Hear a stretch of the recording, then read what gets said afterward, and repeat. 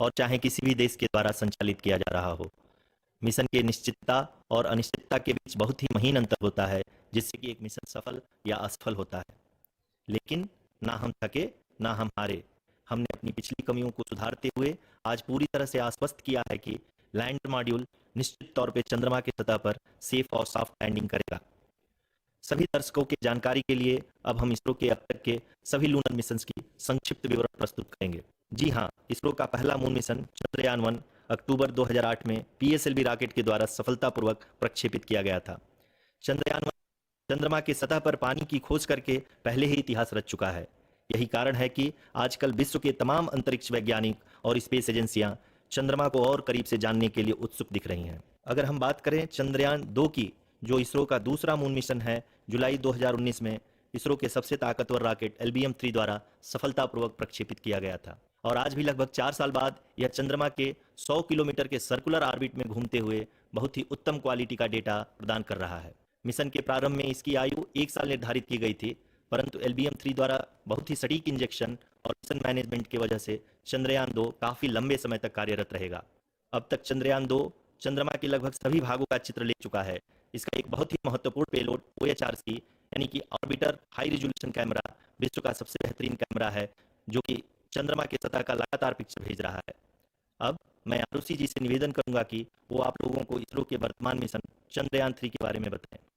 अभी आपने मिश्रा जी के द्वारा सुना इसरो के अब तक के लूनार मिशंस का विवरण। अब चलते हैं टुवर्ड्स चंद्रयान।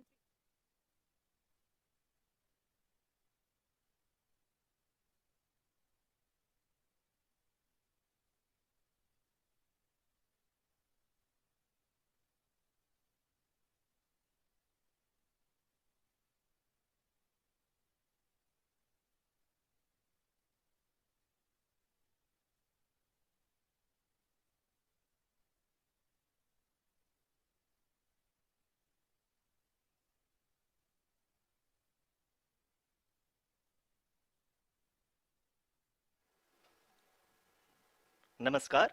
इसरो के इस महाअभियान से जुड़ने के लिए आप सादर आमंत्रित हैं। मैं पद्मदेव मिश्रा अपने को होस्ट श्रीमती आरुषि सेठ के साथ आप सभी को और देश विदेश से जुड़े सभी दर्शकों का हार्दिक अभिनंदन और स्वागत करता हूं। 23 अगस्त 2023 आज की शाम इसरो के वैज्ञानिकों और सभी अंतरिक्ष वैज्ञानिकों के साथ लैंडर मॉड्यूल को चंद्रमा के सतह पर उतरने के ऐतिहासिक पलों को देखने के लिए तैयार और उत्सुक हैं।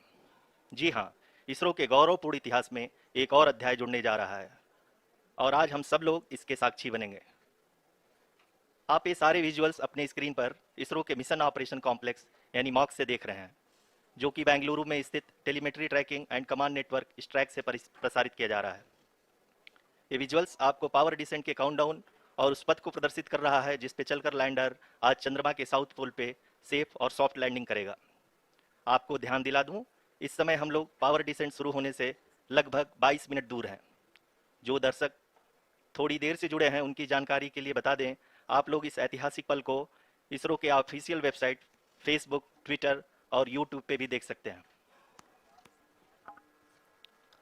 Honorable dignitaries, delegates, scientists, media personnel, and dear viewers, a very good evening to all of you. We at ISRO welcome you to the live coverage of India's prestigious Chandrayaan-3 mission's landing event on the lunar surface.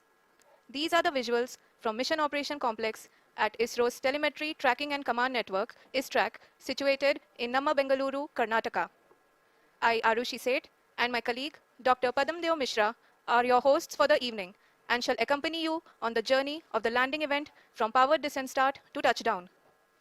Today, we shall be witnessing the final phase of the critical and most technologically challenging mission operations of Chandrayaan-3, wherein the lander module will be making a safe and soft landing on the surface of the moon.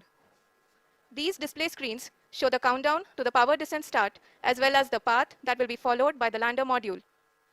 We are 18 minutes away from the commencement of power descent. India is at the brink of creating history as we all await with bated breath to witness the landing on Moon's south polar region.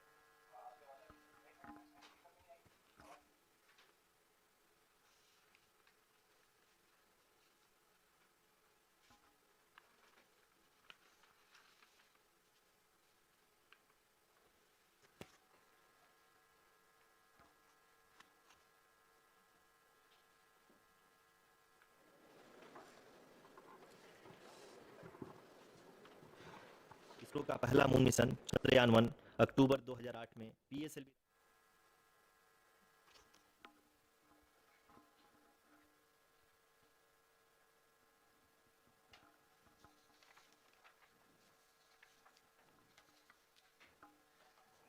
धन्यवाद आरुषि। अगर मैं सही मायने में कहूं तो अंतरिक्ष का कोई भी मिशन हो और चाहे किसी भी देश के द्वारा संचालित किया जा रहा हो, इसरो मिशन की निश्चितता और अनिश्चितता के बीच बहुत ही महीन अंतर होता है, जिससे कि एक मिशन सफल या असफल होता है। लेकिन ना हम थके ना हम हारे।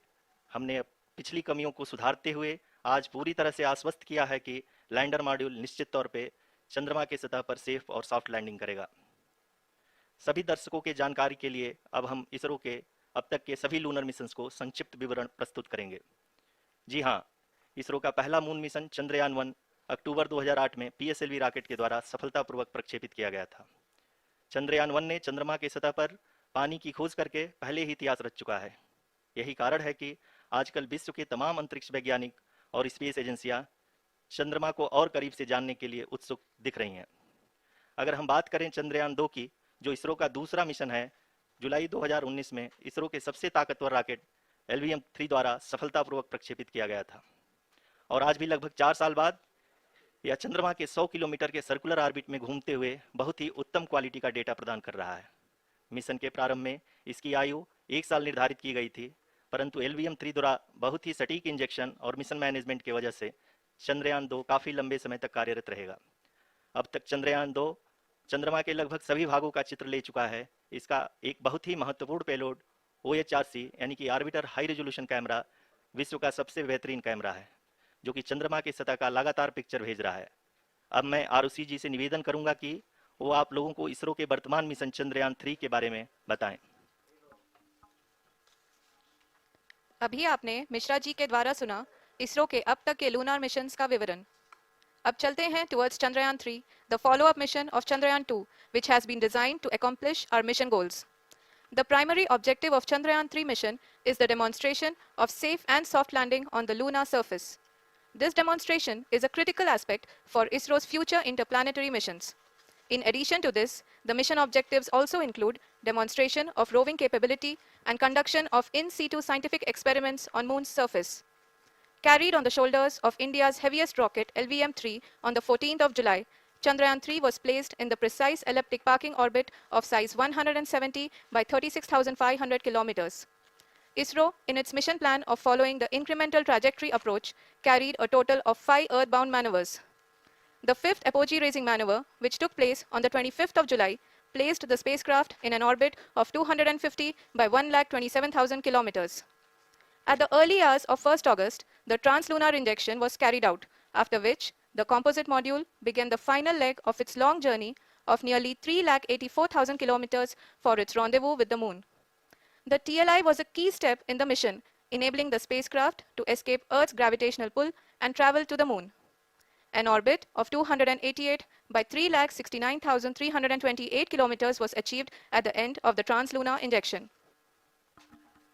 जी हाँ, ट्रांसलूनर इंजेक्शन किसी भी इंटरप्लेनेटरी मिशन के लिए बहुत ही आवश्यक परंतु कठिन ऑपरेशन होता है।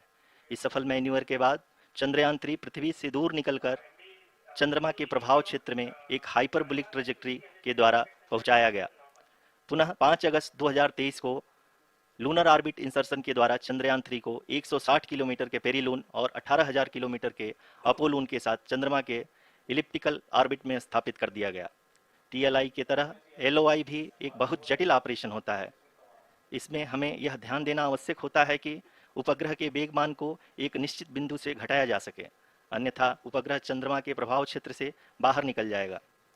LOI के सफलतापूर्वक परिचालन के बाद चंद्रयान 3 की कक्षा को 4 बार और परिवर्तित किया गया। इस दौरान चंद्रमा की अधिकतम ऊंचाई को घटाकर 160 किलोमीटर कर दिया गया।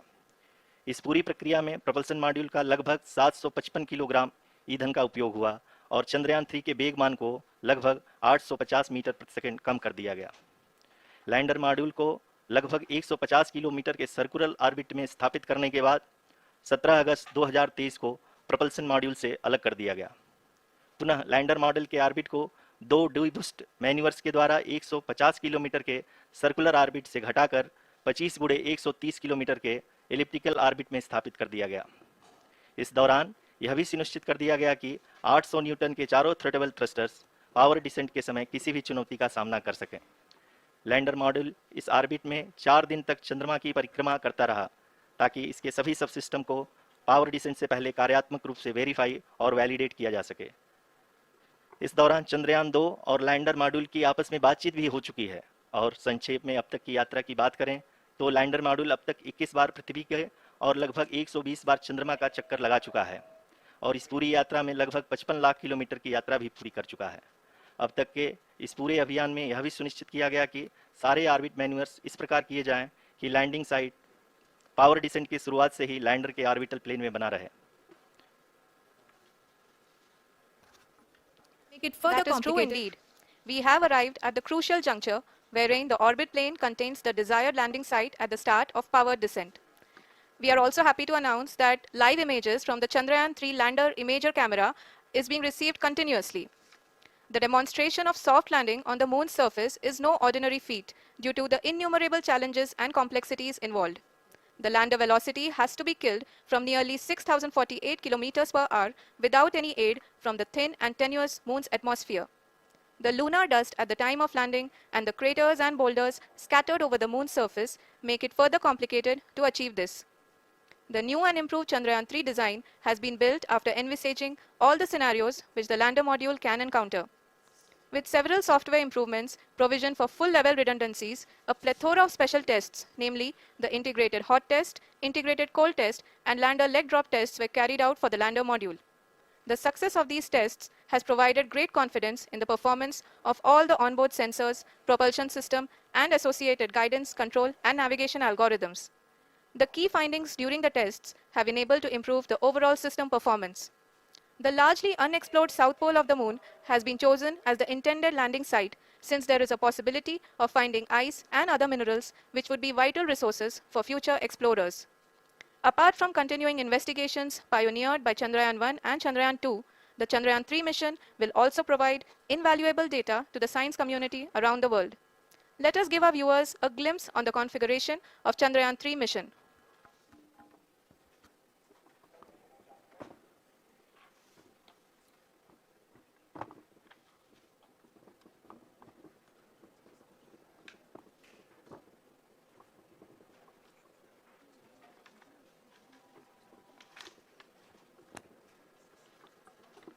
चंद्रयान 3 का मिशन प्लान लगभग चंद्रयान 2 की तरह ही बनाया गया है।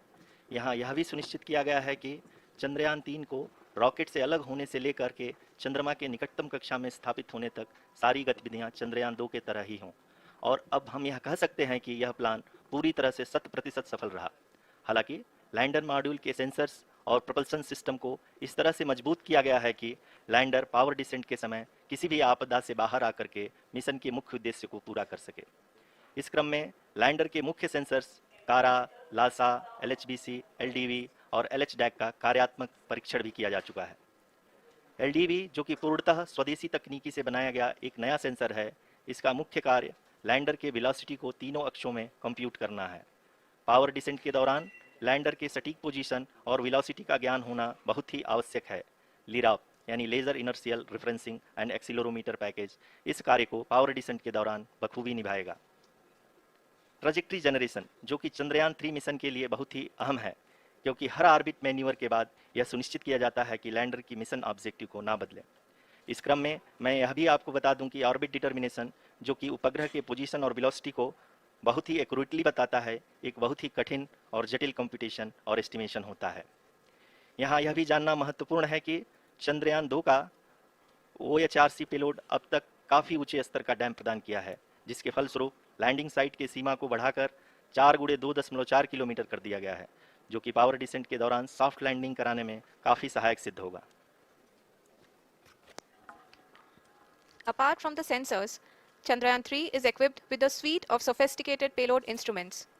While Chandrayaan-1 and Chandrayaan-2 orbiter have provided abundant remote sensing data of Moon, equally important are the on-site localized measurements that provide ground truths. Lander and rover have payloads which are completely new and will perform in situ analysis of lunar surface. The two spectroscopes on rover, APXS and LIBS, will actively measure the surface elemental abundances at the landing location and surrounding area. The lander carries a seismometer ILSA that can sense impact events and lunar quakes. The thermal probe CHAST will measure the temperature profile and thermal conductivity of Moon's regolith. The Rambha payload will carry out lunar ionosphere studies, while the Laser Retroreflector Array shall be a passive location indicator for future spacecraft equipped with laser altimeter. The propulsion module has not been left behind, and an experimental shape payload has been added to it as a value addition. It will help in understanding the nature and characteristics of water-rich planets and will also aid in the future study of potentially habitable exoplanets. We are minutes away from the start of powered descent. The entire powered descent shall be carried out by the Onboard Autonomous Landing Sequencer, or ALS, which is a series of instructions preloaded to the lander module. These instructions include the commands to be executed, data to be collected and analyzed, and decisions to be made and executed autonomously throughout the powered descent.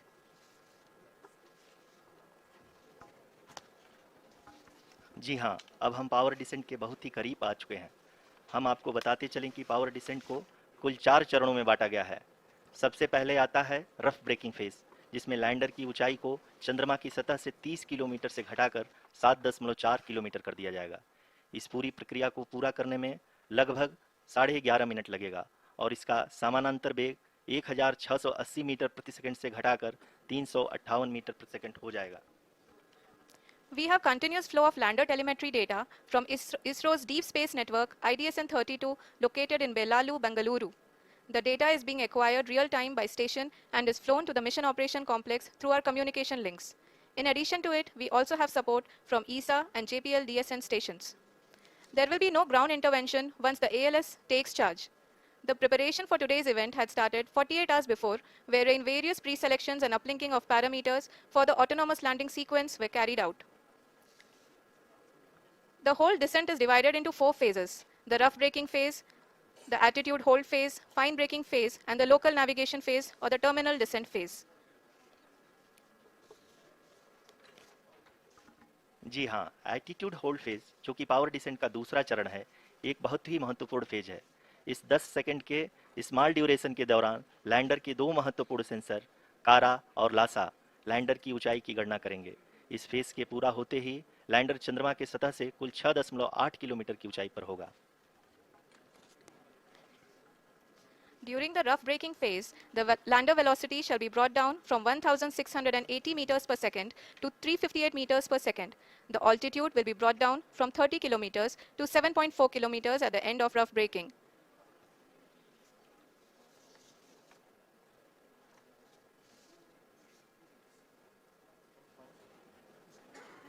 Currently, we can see the scientists are analyzing the lander data.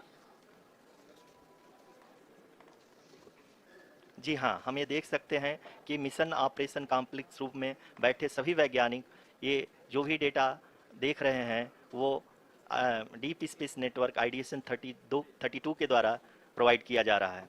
और अगर हम अब बात करें power descent के तीसरे चरण का, जो कि फाइन ब्रेकिंग फेज होगा, जिसमें लैंडर लैंडिंग साइट से जस्ट 800 मीटर की ऊंचाई पर वर्टिकली होगा, इस चरण को पूरा होने में लगभग 3 मिनट लगेंगे और इस चरण के पूरा होते ही लैंडर की वेलोसिटी लगभग 0 हो जाएगी। The scientists here at ISTRAC are glued to their systems, analyzing all sorts of complex data. We are very close to the powered descent, to the start of the powered descent phase. जी हाँ, अगर हम अब बात करें power descent के चौथे और अंतिम चरण का, जो कि लोकल नेविगेशन फेज या टर्मिनल डिसेंट फेज भी कहा जाता है, इस दौरान लैंडर के 2 इंजन बंद कर दिए जाएंगे और लैंडर के सेंसरों द्वारा इसके हाइट और वेलोसिटी की गणना इनर्शियल नेविगेशन को भेज दिया जाएगा। इस दौरान लैंडर 150 मीटर की ऊंचाई को प्राप्त करने के बाद कुल 131 सेकंड लगाएगा। इस पड़ाव पे आने के बाद पुनः लैंडर 22 सेकंड के लिए हवरिंग करेगा।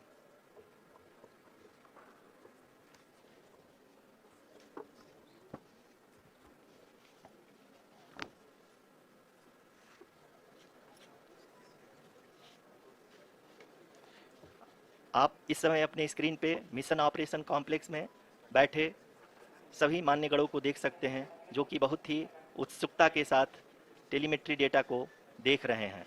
अभी हम लोग पावर डिसेंट शुरू होने से जस्ट कुछ ही पल दूर हैं।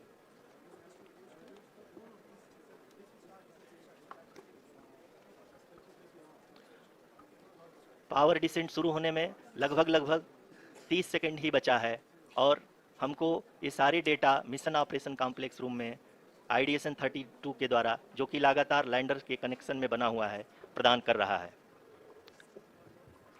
Dear viewers, the pivotal power descent has begun and the lander module is propelling towards the moon's surface along the intended trajectory.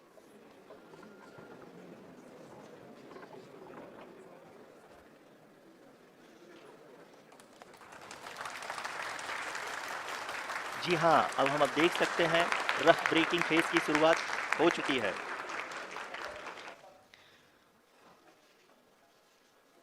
During this rough braking phase, the lander velocity shall be brought down from 1680 meters per second to 358 meters per second.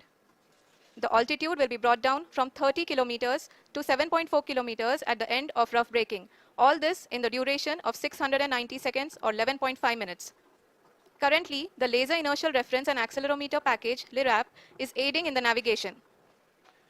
जी हाँ, अभी आप अपनी screen पे देख सकते हैं कि lander अब तक कुल 191 किलोमीटर हॉरिजेंटल दिशा में चल चुका है और अभी तक इसकी वेलोसिटी लगभग 31 किलोमीटर बनी हुई है।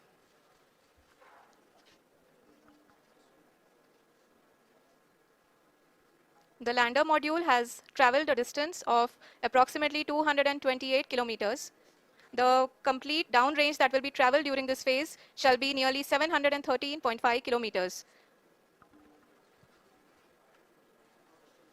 जी हाँ, कुल 745 किलोमीटर के इस रफ ब्रेकिंग फेज में आप देख सकते हैं कि हम लोग लगभग अपनी यात्रा 20% कंप्लीट कर चुके हैं।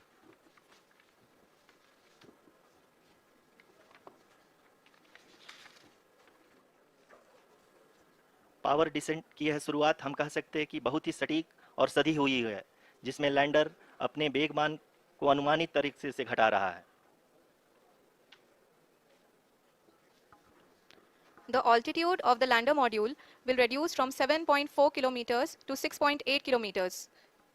During the next phase, which is going to be the attitude hold phase, we can currently see that the altitude of the lander module is nearly 31 kilometers. Arushi, अभी हम इस ग्राउंड रेस को देखते हुए कह सकते हैं कि रफ ब्रेकिंग फेज की शुरुआत बहुत ही अच्छे तरीके से हुई है। आप ये देख सकती हैं कि जो भी प्रोजेक्टेड ग्राउंड रेस है उसी पे अपना लैंडर मॉड्यूल आगे चलते हुए बढ़ रहा है। अभी तक ये देखा जा सकता है कि लैंडर मॉड्यूल लगभग 370 किलोमीटर 36 दिशा में चल चुका है। The mission operations team is analyzing the data. We can all see the seriousness and the concentration with which each and every parameter of the lander module is being analyzed. The performance so far seems to be nominal. जी आरुषि, चूंकि ALS activate किया जा चुका है, इसलिए ground से कोई commanding नहीं की जा रही है। इस दौरान आपके स्क्रीन पे सारे डेटा इसरो के डीप स्पेस नेटवर्क से रियल टाइम में आ रहे हैं। इस मिशन में सेकेंड और थर्ड ऑर्डर गाइडेंस पॉलिनोमियल का प्रयोग हुआ है, जो कि इनर्शियल थ्रस्ट और एंगल के हमेशा सुनिश्चित करेगा। During the entire descent, there is no ground intervention as the ALS has taken charge. The preparation for today's event had started nearly 48 hours before, wherein various pre-selections and uplinking of parameters were done. We can see that the vertical velocity of the lander module has been brought down. It is continuously coming down. And the ALS had already been initiated 1 hour before the scheduled time of the power descent start.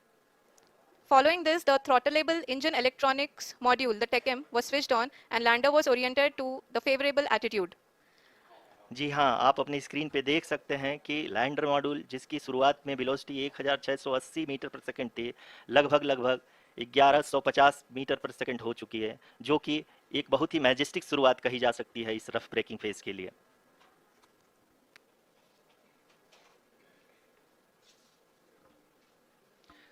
यहाँ पे मैं आपको ये भी बताते चलूँ कि आप अपने स्क्रीन पे देख सकते हैं कि द लैंडर मॉड्यूल का आल्टीट्यूड धीरे धीरे अब कम होता हुआ दिख रहा है, और जो कि एक्सपेक्टेड भी है। अभी हम बात करें करंट अल्टीट्यूड की, तो जो कि 28.6 किलोमीटर के आसपास है। आप स्क्रीन पर ये भी देख सकते हैं Chandrayaan 3 lander imager display. The lander imager is continuously taking photographs of the moon's surface, and that is also being streamed here. Currently the horizontal velocity has been brought down and the distance traveled is 574 kilometers. The current altitude is 27 kilometers as can be seen on the screen.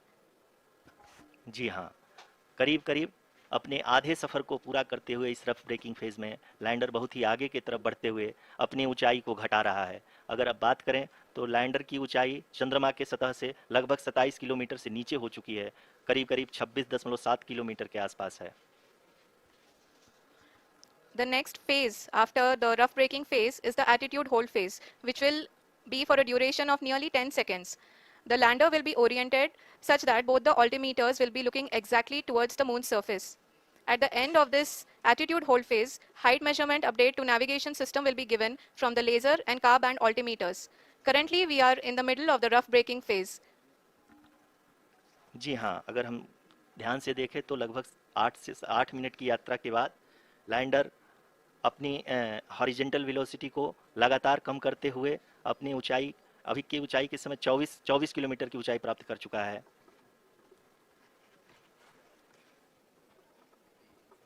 अब तक के आंकड़े को देखते हुए हम कह सकते हैं कि लैंडिंग पूरी तरह से नॉमिनल है। यहाँ पर हम देख सकते हैं कि हॉरिजेंटल वेलोसिटी लगातार कम होती हुई दिख रही है।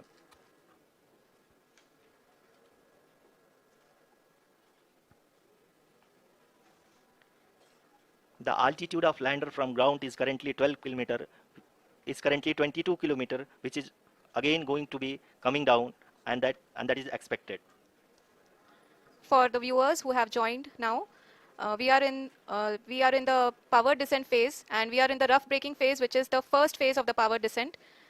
We have currently traveled a downrange of 697 kilometers, and the downrange that has to be traveled during this phase is 713.5 kilometers.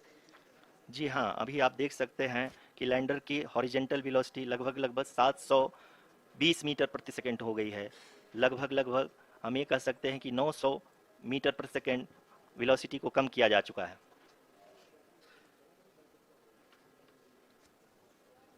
At the same time, we can see the altitude of the lander is just 17.8 kilometer from the moon surface, which is going to be around 7.4 at the end of the rough braking phase. इस phase के बाद हम जाएंगे towards the attitude hold phase, where we will be expecting sensor update from the laser and car band altimeters. We can see the visualization of the lander module moving towards the moon's surface. The current altitude is nearly 15.2 kilometers and the distance traveled is 754 kilometers. We can also see the image that the lander imager camera has been providing. जी हाँ, इस rough breaking phase के दौरान 800 Newton के चारों throttle engine अपने कार्य को पूरी तरह से अंजाम दे रहे हैं और लैंडर के हॉरिजॉन्टल वेलोसिटी को लगातार कम कर रहे हैं। अब तक लैंडर लगभग अपने 75 से 80% की यात्रा को पूरा कर चुका है।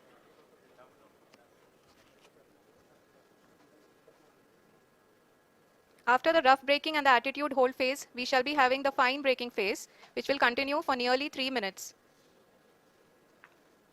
The whole phase is being driven by the autonomous landing sequencer and there is no intervention from ground. जी हाँ आरुषि, अभी आप अपनी स्क्रीन पे देख सकती हैं कि जो करंट आल्टीट्यूड है चंद्रमा के सतह से लगभग 10 किलोमीटर के आसपास है। जी हाँ, हम अपने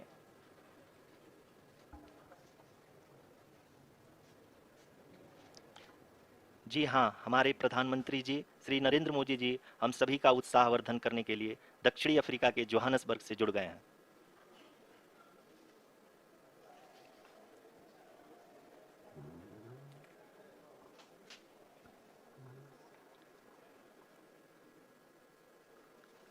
Yes, we are privileged to have with us Honorable Prime Minister of India, Shri Narendra Modi ji, who has joined us from South Africa's Johannesburg to encourage us. जी हाँ, आप ये देख सकते हैं एल्टीट्यूड होल्ड फेज भी बहुत ही आसानी से लैंडर फेज ने पार कर लिया है और अब फाइन ब्रेकिंग की शुरुआत हो चुकी है। अभी हम ये देख सकते हैं कि लैंडर की ऊंचाई लगभग 5.6 किलोमीटर है, जो कि इस फेज के उपरांत लगभग लगभग 800 मीटर हो जाएगी। We can hear from the mission operations team that the sensors are performing nominally. And we are currently in the midst of the fine braking phase, which is going to continue for 3 minutes. And the altitude is going to be reduced to nearly 800 meters at the end of this phase. जी हाँ, जैसा कि आरुषि जी ने बताया कि लगभग 3 minute के उपरांत lander की हाइट लगभग 800 मीटर वर्टिकली होगी और यहाँ पे लैंडर की horizontal velocity, vertical velocity, even down range भी लगभग लगभग शून्य होगा। We can see the visual of the lander module, and we can see that the downrange traveled is nearly 831 kilometers.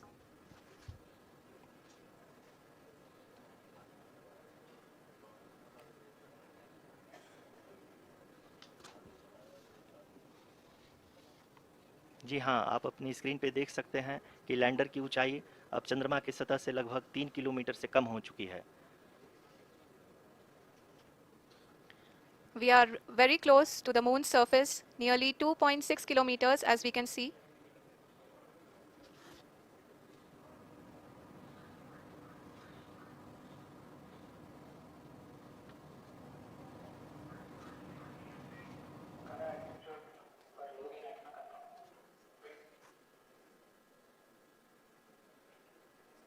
जी हाँ, अभी आप देख सकते हैं कि लैंडर की ऊंचाई लगभग लगभग 1 किलोमीटर के आसपास है।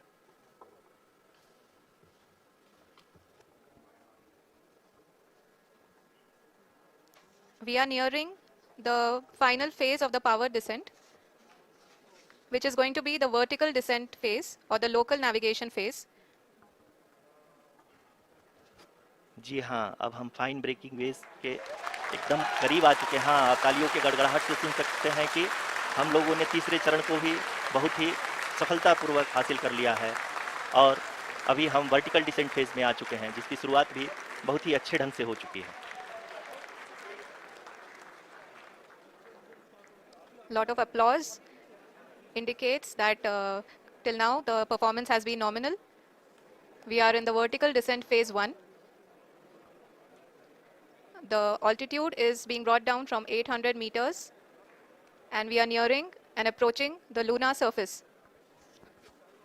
जी, आप अपनी स्क्रीन पे देख सकते हैं कि लैंडर का हाइट लगातार कम होता जा रहा है। इस समय हम लैंडिंग साइट के जस्ट ऊपर हैं और इस समय इसकी ऊंचाई लगभग लगभग 600 मीटर के आसपास है।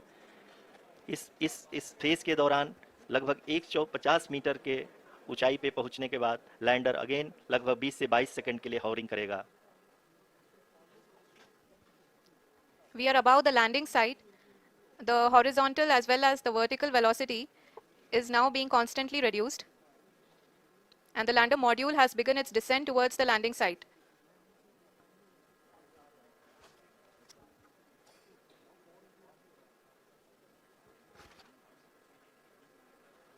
जी हाँ, आप अपने स्क्रीन पे देख सकते हैं ये जो पथ निर्धारित किया गया है, लैंडर पूरी तरह से उसी को ही फॉलो कर रहा है। इस समय हम लगभग 200 मीटर की हाइट से भी कम आ चुके हैं।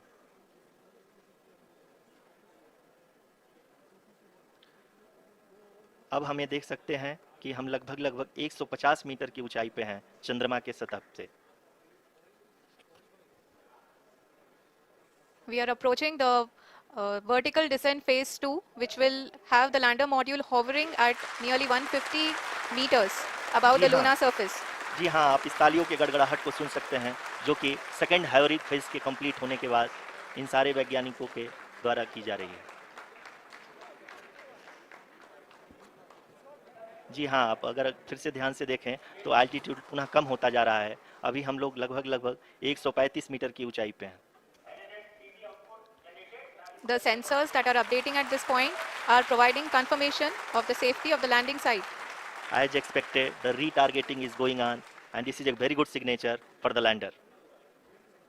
अभी आप ये देख सकते हैं कि लैंडर की ऊंचाई लगभग 65 मीटर के आसपास बची हुई है।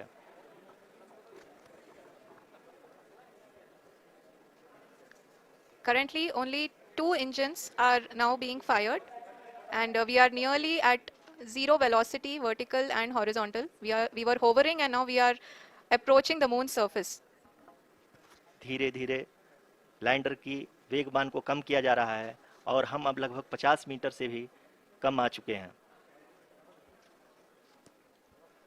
We can see the Honorable Prime Minister, Shri Narendra Modi ji, who is here to encourage us, and he is critically looking at the visuals.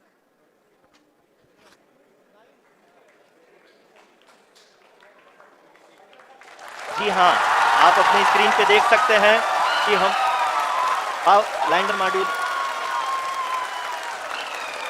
People are applauding. Let us all wait to hear from the Secretary Department of Space and Chairman ISRO, Shri S. Somnath. Lander module पूरी तरह से safely और softly चंद्रमा के सतह पे land हो चुका है. ये हम लोगों के लिए बहुत ही गर्व की बात है. हिंदी में एक कहावत है कि चंदा मामा दूर के, लेकिन अब हम ये कह सकते हैं कि चंदा मामा अपने घर के. बहुत ही उम्दा. The hard work of the entire ISRO community has come to fruition.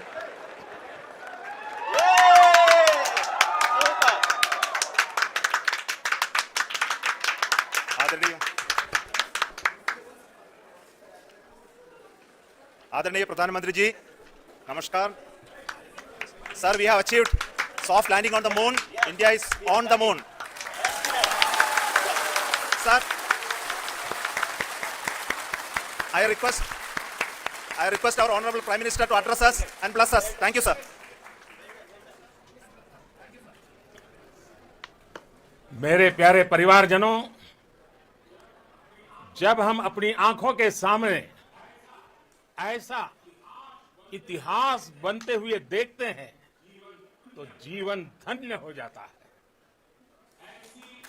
ऐसी ऐतिहासिक घटनाएं राष्ट्र जीवन की चिरंजीव चेतना बन जाती है. ये पल अविस्मरणीय है. ये क्षण अभूतपूर्व है. ये क्षण विकसित भारत के शंखनाद का है.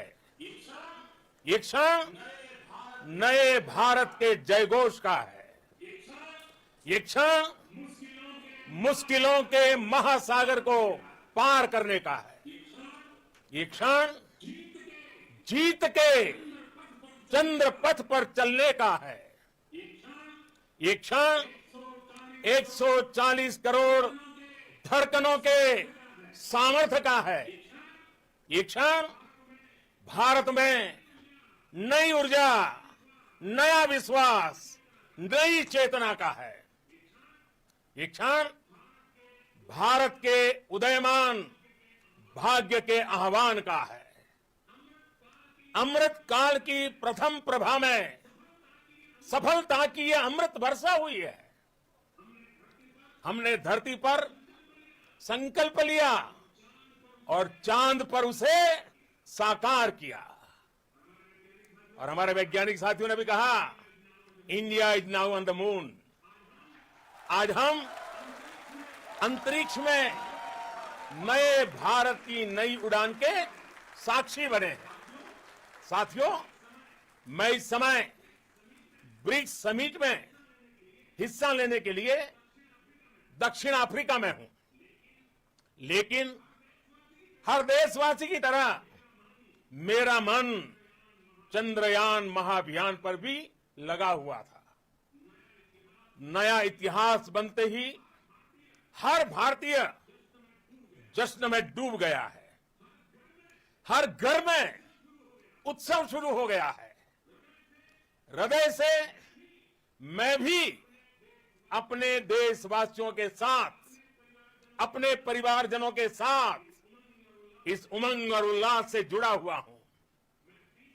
मैं टीम चंद्रयान को, इसरो को और देश के सभी वैज्ञानिकों को जी जान से बहुत बहुत बधाई देता हूं, जिन्होंने इस पल के लिए वर्षों तक इतना परिश्रम किया है. उत्साह, उमंग, आनंद और भावुकता से भरे इस अद्भुत पल के लिए मैं 140 करोड़ देशवासियों को भी कोटि कोटि बधाइयां देता हूं। मेरे परिवारजनों, हमारे वैज्ञानिकों के परिश्रम और प्रतिभा से भारत चंद्रमा के उस दक्षिणी ध्रुव पर पहुंचा है जहां आज तक दुनिया का कोई भी देश नहीं पहुंच सका। अब आज के बाद से चांद से जुड़े मिथक बदल जाएंगे, कथानक भी बदल जाएंगे और नई पीढ़ी के लिए कहावतें भी बदल जाएगी। भारत में तो हम सभी लोग धरती को मां कहते हैं और चांद को मामा बुलाते हैं। कभी कहा जाता था चंदा मामा बहुत दूर के हैं, चंदा मामा बहुत दूर के हैं। अब एक दिन वो भी आएगा जब बच्चे कहा करेंगे चंदा मामा बस एक टूर के हैं। Friends, on this joyous occasion, I would like to address all the people of the world, the people of every country and region. India's successful moon mission is not just India's alone. This is a year in which the world is witnessing India's G20 presidency. Our approach of one earth, one family, one future is resonating across the globe. This human-centric approach that we present and that we represent has been welcomed universally. Our moon mission is also based on the same human-centric approach. Therefore, this success belongs to all of humanity, and it will help moon missions by other countries in the future. I am confident that all countries in the world, including those from the global south, are capable of achieving such feats. We can all aspire for the moon and beyond.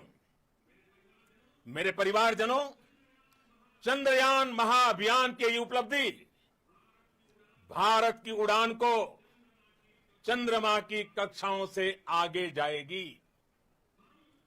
हम हमारे सौर मंडल की सीमाओं का सामर्थ्य परखेंगे और मानव के लिए ब्रह्मांड की अनेक संभावनाओं को साकार करने के लिए भी जरूर काम करेंगे। हमने भविष्य के लिए कई बड़े और महत्वाकांक्षी लक्ष्य तय किए हैं। जल्द ही सूर्य के विस्तृत अध्ययन के लिए ISRO Aditya L1 mission launch करने जा रहा है। इसके बाद शुक्र भी इसरो के लक्ष्यों में से एक है। गगनयान के जरिए देश अपने पहले ह्यूमन स्पेस फ्लाइट मिशन के लिए भी पूरी तैयारी के साथ जुटा है। भारत बार बार ये साबित कर रहा है कि sky is not the limit.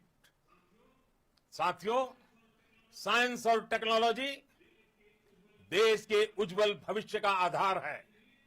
इसलिए आज के इस दिन को देश हमेशा हमेशा के लिए याद रखेगा। यह दिन हम सभी को एक उज्जवल भविष्य की ओर बढ़ने के लिए प्रेरित करेगा। ये दिन हमें अपने संकल्पों की सिद्धि का रास्ता दिखाएगा। ये दिन इस बात का प्रतीक है कि हार से सबक लेकर जीत कैसे हासिल की जाती है।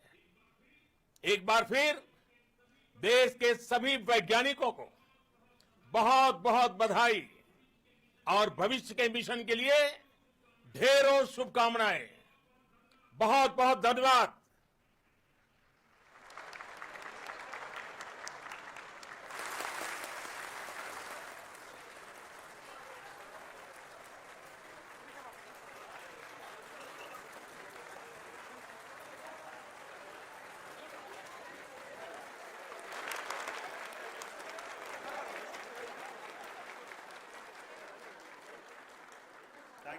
Thank you, Adaraniya Pradhan Mantri ji, for being part of our journey to this success. And let me take this opportunity to thank the people behind this mission. The project director of Chandrayaan 3, he is here. Veera Muthuvel, congratulations to you. The associate project director, Kalpana, and the mission operations director, Srikanth. And the satellite was built at your house satellite center, Shankaran, the director.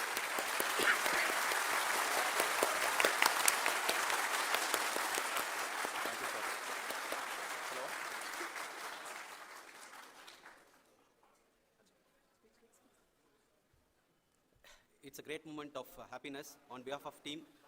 It gives me immense satisfaction on achieving this goal as a project director of this mission.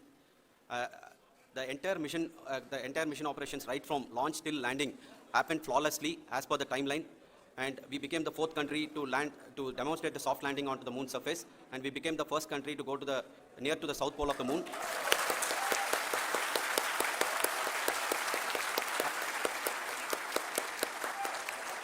I take this opportunity to thank navigation, guidance and control team, propulsion team, sensors team, and all the mainframe subsystems team who have brought success to this mission. I also take the opportunity to thank the Critical Operations Review Committee for thoroughly reviewing the mission operations right from launch till this date. The target was on spot because of the review process. I also thank the ISRO IR management, right from Chairman ISRO, Director URSC, and all the center directors and IR ISRO officials. And finally, my thanks to the Chandrayaan 3 project executives spread across the ISRO centers. Thank you. Mission Director Srikanth. It gives me an immense pleasure to be part of Chandrayaan 3 and acting as Mission Director. I would like to thank each and every team member who has supported in carrying out all the mission operations flawlessly. And I would like to thank my senior management, Chairman ISRO, Director URSC, my senior colleagues and my team members for carrying out and supporting all the things carrying out in a proper way. Thank you very much. Associate Project Director Kalpana. Good evening to all.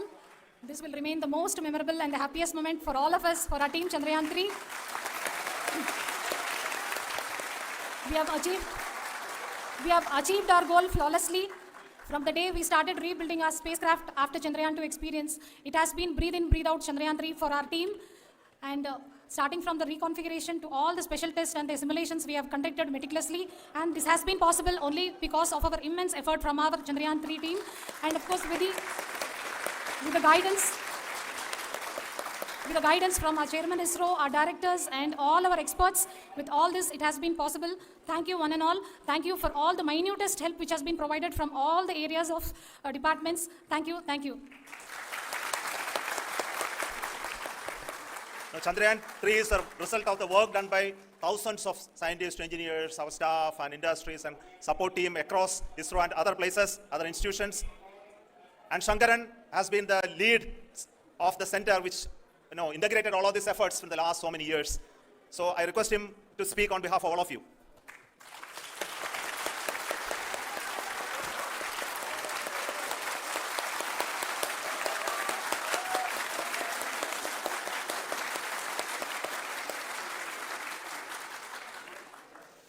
Thank you very much for the affection that has been displayed today now. Today, we have achieved what we set out to achieve in 2019. It was delayed by about 4 years, but we have done it. When Chandrayaan 3 was launched, after the separation of the spacecraft from launch vehicle, I said, I will speak the rest of the things after the soft landing. So here I will take a couple of minutes to tell the tremendous amount of effort that has been put in by the entire project team. When I say project team, it is not just only the project director and associate project director. Of course, they are the face of the project. They have been living, sleeping, eating, breathing Chandrayaan for the last 4 years. They have been supported by such a large number of people, particularly in the navigation, guidance and control area, propulsion system. This area, the amount of effort that has been put by people, the number of simulations that have been done, the number of reviews they have gone through, the amount of criticism they faced and overcome that, it is, as a person who has been watching this for the last 4 years along with them, my heart goes out for them. The amount of effort is tremendous. That is what ISRO is all about. That is what our organization has taught us to do. Now today, this success has put us even more higher responsibility, as the Honorable Prime Minister was telling, because we have set the bar now so high. Nothing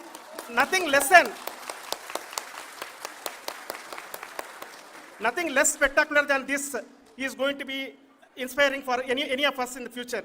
So as the Honorable Prime Minister mentioned, we will be now looking at putting the man in space, putting a spacecraft around Venus and landing a craft in Mars. Work on all these activities are going on for few years. And this success today will inspire us and will spur us to take those efforts even more strongly so that we will make our country proud again and again and again. Thank you very much for every one of you who have directly or indirectly participated in this mission, encouraged us, intentionally or unintentionally helped us. In all for every one of you, a big thank you, because even a casual remark, an unintended point can help a person who is striving to reach a goal. The person who is making that remark may not have meant it that way, but sometimes it can ignite that's why I said that even unintended help is very, very, very welcome, and we are very, very thankful for that. Thank you, Team ISRO, for supporting all of us. The amount of affection we received when this mission came into this final stage, the number of people who gave us confidence that nothing can go wrong, and this is going to be successful. In fact, I was not that much confident, because we have seen a couple of times issues, because I know very well, as a person who has been doing in this domain for 36 years, I know there are thousands of things. Any of that can anytime go wrong and derail, but so many of the people, because that I only see as the reflection of the effort we have put, that people are so happy to see this effort and they want us to succeed. It is not that they know that we are going to succeed. The people want us to succeed. So thank you very much for everyone for your love and affection. We will continue to do our best and make our flag fly, ISRO's as well as India's flag fly high. Thank you very much.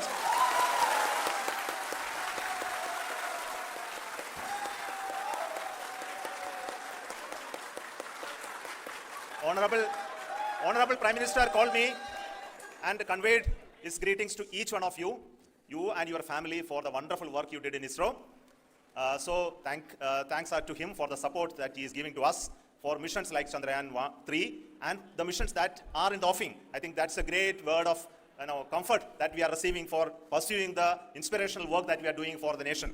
I want to tell you, and I want to thank you also for each and everyone who prayed with us in the last many days, who wanted this success to happen in ISRO.